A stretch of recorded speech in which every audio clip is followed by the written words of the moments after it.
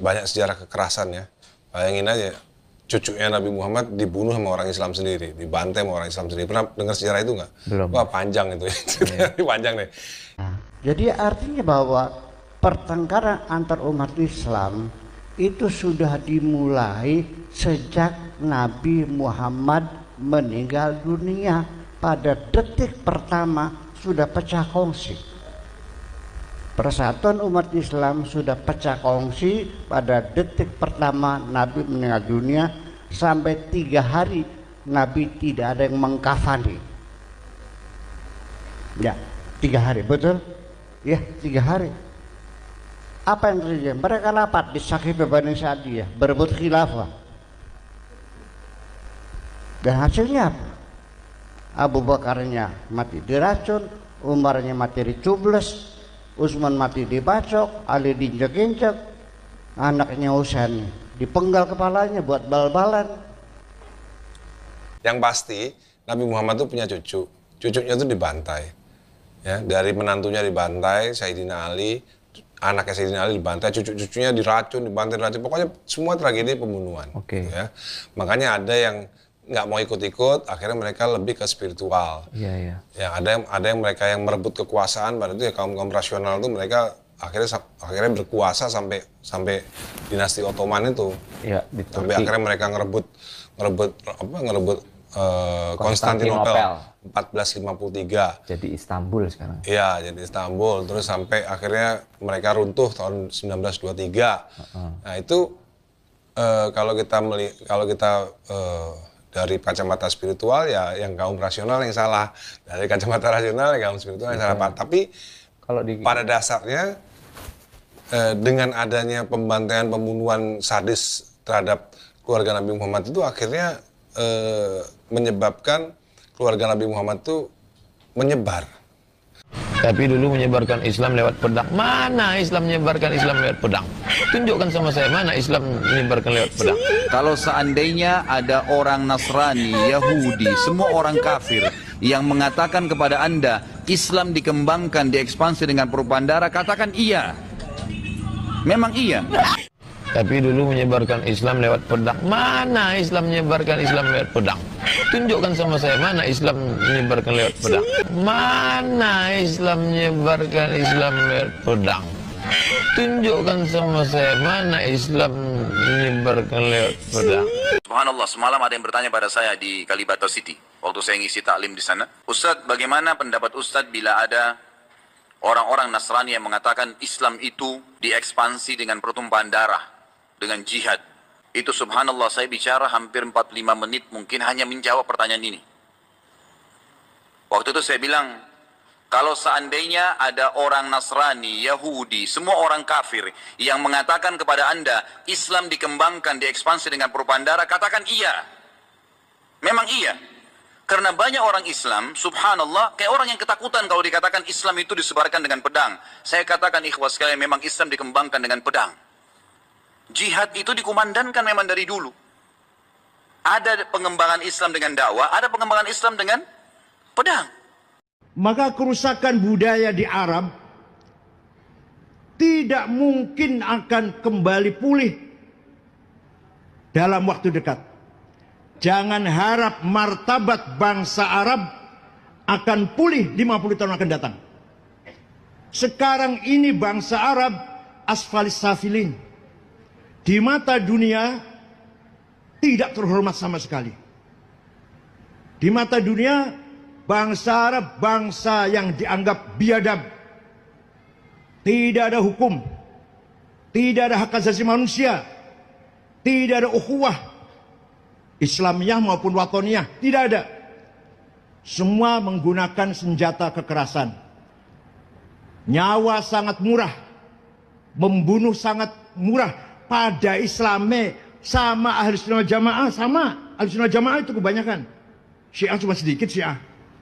Sama-sama satu warga bangsa, tapi perang telah menjadi keseharian, sehari-hari yang terjadi di Suriah, di Irak, Afghanistan, Yaman, Libya sampai sekarang belum selesai.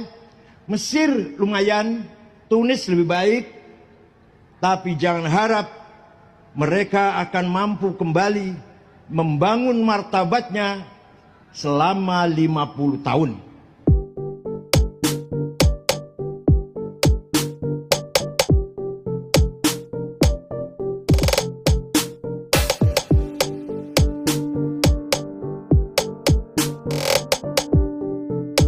Nah, jadi itu dia videonya teman-teman. Kita sudah mendengarkan apa yang disampaikan oleh Ahmad Dhani sebagai artis.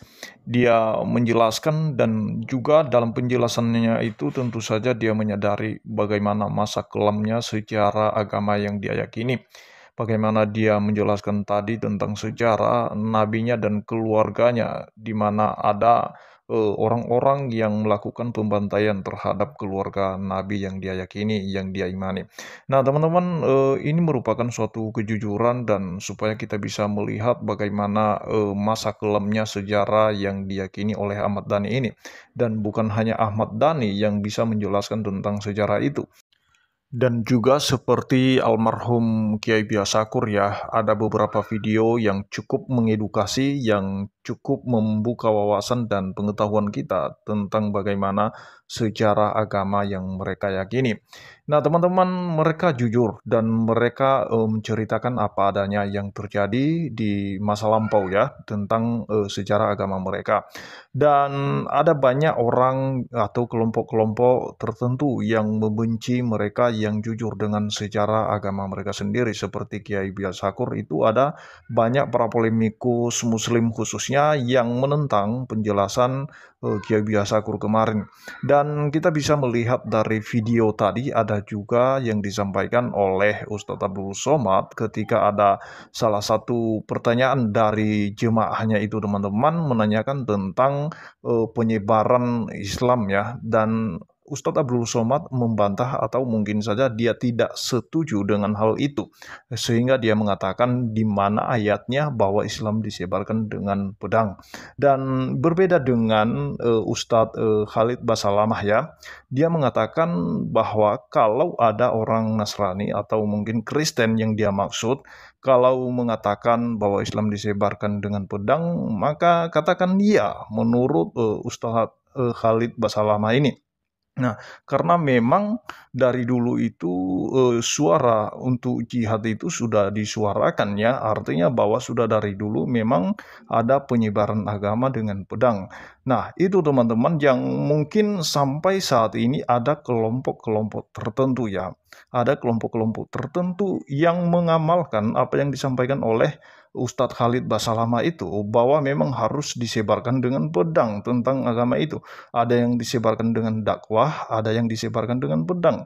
Nah, sehingga di Indonesia saja yang sudah nyata-nyata seperti yang terjadi kemarin ya, tragedi kemarin pembubaran Doa Rosario, ada RT yang memprovokasi warganya sehingga terjadi penganiayaan kepada umat Katolik yang sedang melakukan doa Rosario, dan mereka membubarkan paksa, dan tidak hanya itu, dianiaya dan bahkan sampai membawa senjata tajam ya, sampai ada pembacokan teman-teman. Bayangkan, apakah ini merupakan praktek dari apa yang mereka terima, dari ajaran yang mereka terima? Apakah mungkin begitu?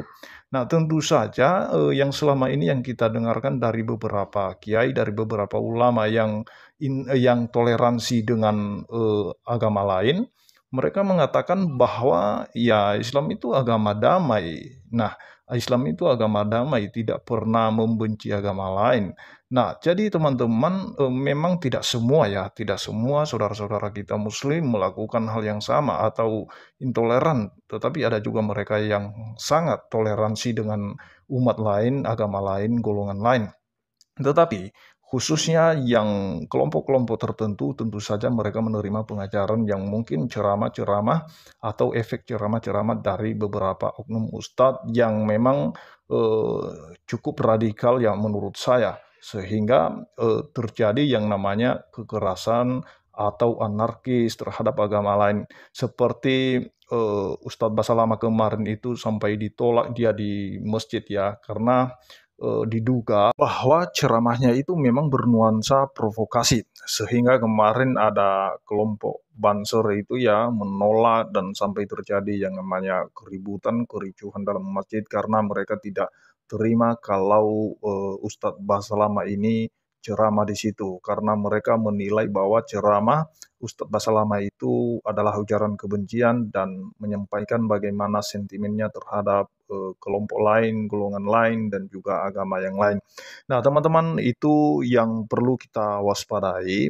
Nah, sebenarnya kita harus hati-hati juga bagi oknum-oknum yang berceramah, menyampaikan ceramahnya berdasarkan sentimennya terhadap agama lain, golongan lain, kelompok lain, teman-teman ya. Jadi kita sebagai Indonesia, mari kita bersatu, saling menghormati, saling menghargai. Janganlah sampai terjadi tragedi-tragedi seperti yang terjadi sebelumnya.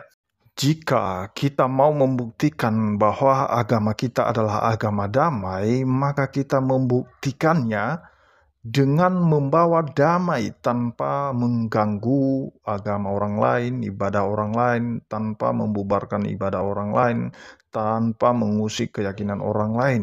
Itu namanya damai. Mari kita benar-benar saling menghargai, saling menghormati. Itulah namanya bagimu agamamu, bagiku agamaku. Jadi artinya mari kita meyakini agama kita masing-masing sesuai dengan kepercayaan kita masing-masing tanpa mengganggu hak orang lain, tanpa merampas hak orang lain.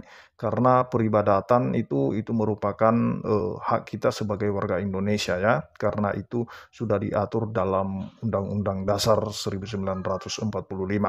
Jadi itu saja yang perlu saya sampaikan teman-teman. Biarlah kiranya apa yang disampaikan oleh beberapa Ustadz tadi, bahkan termasuk Ahmad Dhani, itu kiranya menjadi edukasi bagi kita sebagai pengetahuan saja bagi kita semua.